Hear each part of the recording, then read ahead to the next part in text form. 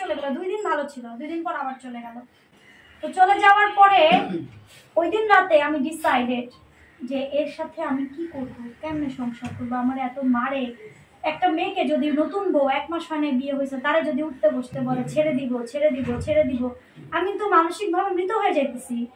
মানে বিয়ে করলাম এক চিন্তা করে, আমার সন্তানের পিতা হবে, আর সেইভাবে টর্চার করে। আমার বাচ্চাগুলোর ছুঁয়েও দেখে না, ধরেও দেখে না, কাছেও আসতে দেয় না, এই কি হচ্ছে।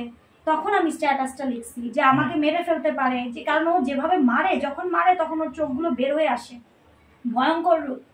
আমি ওই স্ট্যাটাসে এটাও লিখছি যে আমার বাসায় ওই যে আন্দোলনের সময় তো নেট বন্ধ হয়ে গেছে আপনারা জানেন, তখন আমার বাসায় যে টেলিভিশনটা ওটার স্ক্রিন চলে যায়।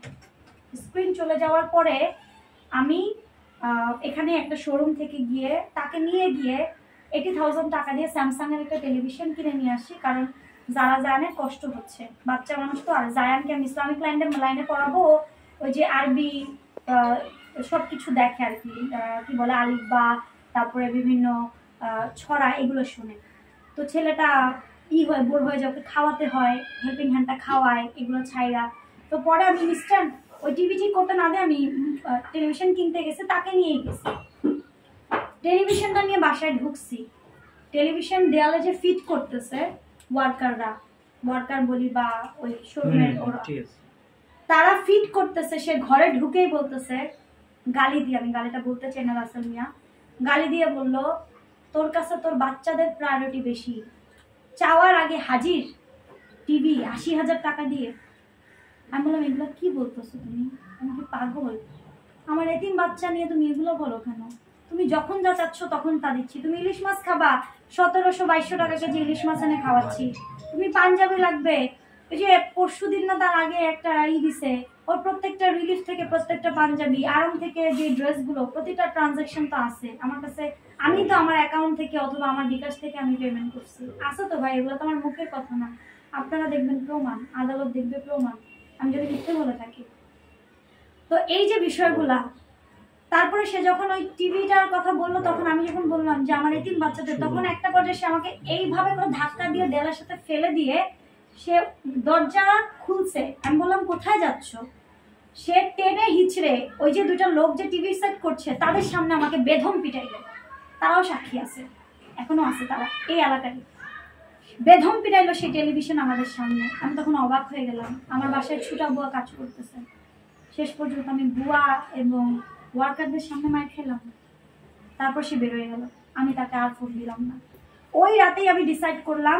এর মধ্যে আবার আমার বাবা স্ট্রোক করে, আমার বাবার এক পাশ প্যারালাইজড হয়ে যায়, হসপিটালে আব্বু অ্যাডমিট। আব্বুর পিছনে লক্ষ লক্ষ টাকা যাচ্ছে। সে যখন দেখতেছে আমি আমার বাবার জন্য লক্ষ লক্ষ টাকা ব্যয় করছি, আমার ভাইরা টাকা নিয়ে যাচ্ছে। ভাই আমার মধ্যে তো লুকোচুরি নাই, আমার বাপ অসুস্থ, কোটি কোটি টাকা খরচ করে আমাকে বাঁচাইছে। আমি তাদের একমাত্র মেয়ে, সবার বড় মেয়ে, একমাত্র উপার্জনকারী। এটা অনলাইন ডিজিটাল প্ল্যাটফর্ম, আমি সবসময় বলি যে আমি একমাত্র উপার্জনকারী। আমি এটা আমার সংসার সমস্ত কিছু, বাবা মা সন্তান সব আমি নিজে চালাই এক হাতে। আলহামদুলিল্লাহ, আল্লাহ আমাকে সেই তৌফিকটা দিছে। আমার বাবা ব্রেন স্ট্রোক করে হসপিটালাইজড।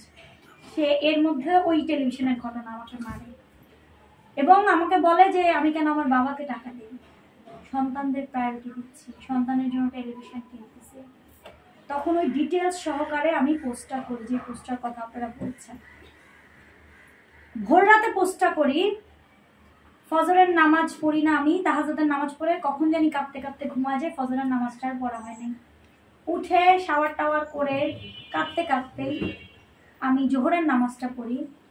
আমার এই বিল্ডিংয়ের সবাই সাক্ষী আছে, গার্ড থেকে শুরু করে এই পুরো বিল্ডিং। সবাই ভাবছে কি জানি হয়ে গেছে, মনে হয় হামলা হয়েছে। তখন হামলা হয়েছে, মনে হয় হামলা হয়েছে। সে ওই যে আপলোড দিছি ভিডিওটা, সে বাসায় নিচে দারোয়ানদেরকে ঝাড়ি টাড়ি মারছে কিনা জানি না, আমি তাদের থেকে জানতে পারবেন আপনারা। মেরে টেরে সে উপরে উঠছে, উঠে আমার দরজা তো লক, বাইরে সিসি ক্যামেরা, সে দরজা ইচ্ছা মতো বাইরেছে। তো দরজা বাইরে এলে নর্মালি তো পুরো বিল্ডিং এর মানুষ জানবে, এটা তো একটা আবাসিক এরিয়া এবং একটা সোসাইটি। তো সবাই ভয় পেয়ে গেছে, আতঙ্কিত হয়ে গেছে যে কারা আবার হামলা করলো বা কি। তখন তো দেশের অবস্থা খারাপ, ভালো না। পরবর্তীতে নয়েজ আসতেছে থেকে, আচ্ছা, পরবর্তীতে হচ্ছে আপনার তারা সে সংক্ষেপ করে বাসায় এসে ঘটনাটা বল। আপু অনেক বড় হয়ে যাচ্ছে বোন। আপনি